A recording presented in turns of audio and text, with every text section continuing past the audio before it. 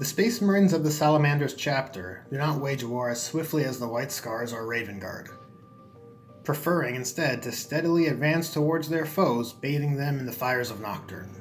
This is represented fairly accurately on the tabletop, and having a unit to act as a hammer to strike against the anvil is something I find extremely valuable. To this end, a unit I have found great results with are Primaris Inceptors. They do an excellent job pumping out tons of volume against enemy infantry. 3 Inceptors fire 18 assault shots, at strength 5, minus 1 AP, 1 damage. It's perfect for clearing out squishy troops, and with a tactical doctrine, it makes them quite effective against power armor units as well. Even against elite infantry with invulnerable saves such as Terminators or Obliterators, they would force a 4-up save. Further still, the Assault Bolters being strength 5 base means the Crucible of Battle stratagem can push the Assault Bolters to wound on 2s. But I digress. This video isn't about game mechanics, it's about painting. So let's paint some Primaris Inceptors. Welcome to another Let's Paint. On the table this time are the Primaris Inceptors from the multi-part plastic kit, which have been fitted with the Assault Bolter options and have been fitted with Aggressor shoulder pads to give more of an aggressive look, along with the shoulder pads from the Salamanders upgrade sprue. With the models already primed, I'll begin building up the base tones of the armor. This time I've decided to use my airbrush, as I've already done quite a few videos on painting Salamander's armor using a traditional brush. But the recipe of the paints used doesn't change. We'll be starting with a base coat of Nocturne Green. While I enjoy traditional brushwork, I can't deny the superior speed that is gained from using an airbrush, and how thin the paint is applied to the model. The biggest strike against it, though, is that the errors are far harder to smoothen over because of the smooth gradation the airbrush provides.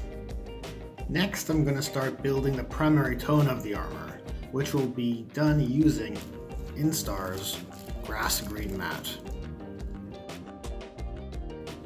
At this stage, I don't actually clean out the Nocturne Green base from the airbrush.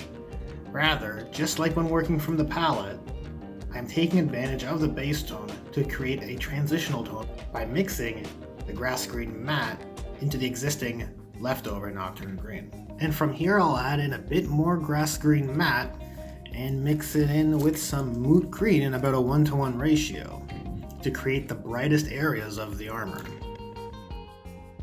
Essentially what I'm building here is a zenithal style effect where we can imagine the light being emitted overhead across a wide area. Alright, so here we have an interesting dilemma that I thought would be worth sharing. Typically, the paint I use, Grass Green Matte, is color matched to Warpstone Glow, but you can see with this new bottle, it's not really the case, and because of that, the Salamander's green armor isn't as saturated as I would like it to be. But I have a solution in mind. To add saturation across the surface of the model, I'll blast Beeltan Green shade through the airbrush. This is a technique I really like the airbrush for that I don't see being mentioned often, as it provides a mean to use a pre-existing tool such as a wash as a very effective glaze. And because the wash dries almost instantly when applied in this manner, it doesn't get a chance to collect in the recesses, and can add tone across the wider surfaces. With the armor's base tones closer to where I want them to be, I will now add a wash to all of those armor plates to bring in those lowlights. I'll be mixing a 1-to-1-to-2 ratio of Beeltan Green, Nuln Oil, and Lamian Medium. This step would ordinarily be done without Nuln Oil, but because of the amount of glazing I already did, I didn't think it was necessary to further push the saturation by having a pure Beeltan Green wash. So with the wash now dry, the scheme is reading slightly too dark from what I want it to be. So I'm going to hit it again with Moot Green and Grass Green Matte through the airbrush just to add some spotlighting to increase the overall brightness of the scheme.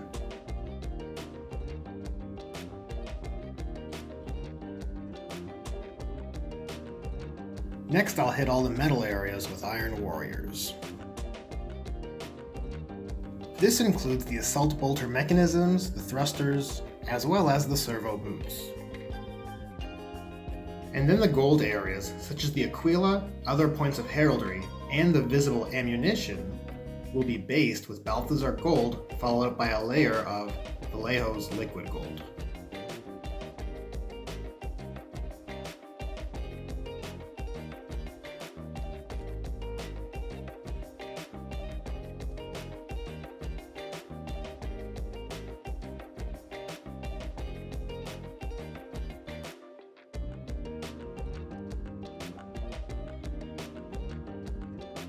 Next, I will base the gun casings, jump pack, and armor joints using Abaddon Black.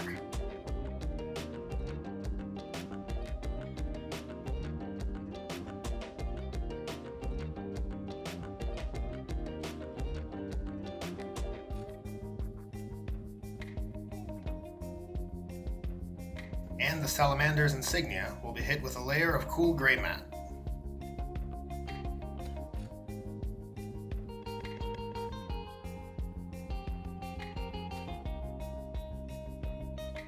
Time for the eye lenses on the Inceptor whose helmet is visible.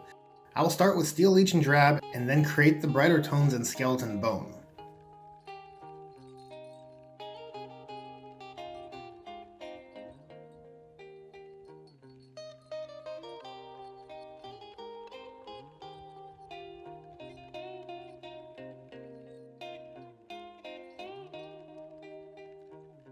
Once the bright spots of the lenses are done, I'll hit it with a wash of Seraphim Sepia. Next I will apply Mephiston Red to the cabling, as well as the Salamander Claw trinket on the Sergeant's shoulder pad. But when doing so, I will darken it by mixing a small amount of Abaddon Black with the Mephiston Red. And the last of the base colors to do will be the bolter shield handles done with Stegodon Scale Green.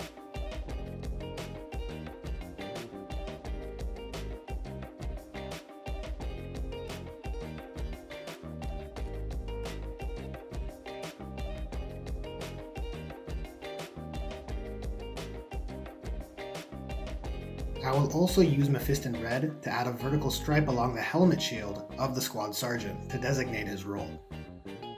Then I will apply a pure wash of null oil to all the metal components, the red elements, and the bolter shield handles, and a wash of Casandora Yellow to all the gold components.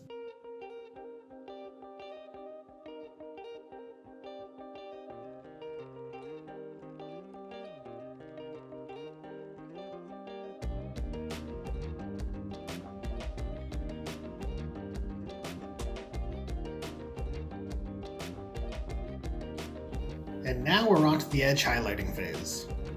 For the Salamander battle plate, I'll be using Moot Green mixed with Goss Blaster Green. And for the black armor and gun casing, those will be done using Model Colors London Grey.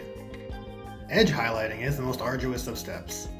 In moments like these, I like to channel my inner Salamander and remember that similar to battle, long, drawn-out instances of painting are the anvil upon which skill is tempered. And while I'm doing this stage, I'll take our array of green armor colors and apply them to the back and side segments of the bolter shields. For the edge highlighting of the iron components, I'll use Stormhost Silver, and the gold components will be hit with a 1-to-1 mix of Stormhost Silver and Gehenna's Gold.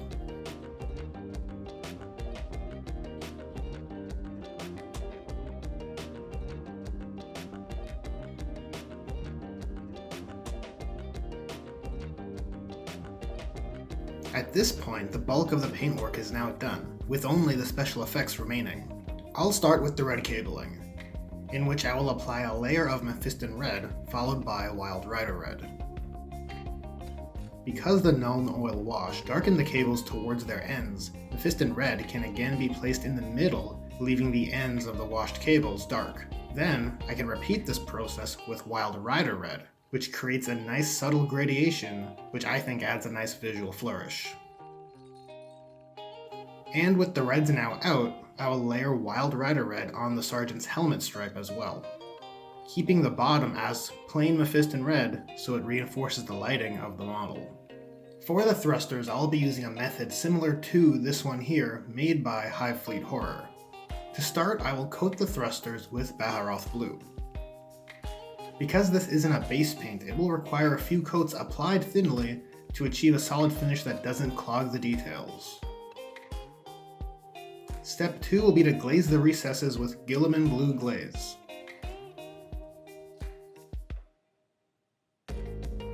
And for the final step, I will mix Balharoth blue with white scar to brighten up the deepest parts of the thrusters and trace the edges, which will complete that glowing thruster effect. And now the last detail to do will be this purity seal, which I'll do using the same methods as seen in my Primaris Chapter video.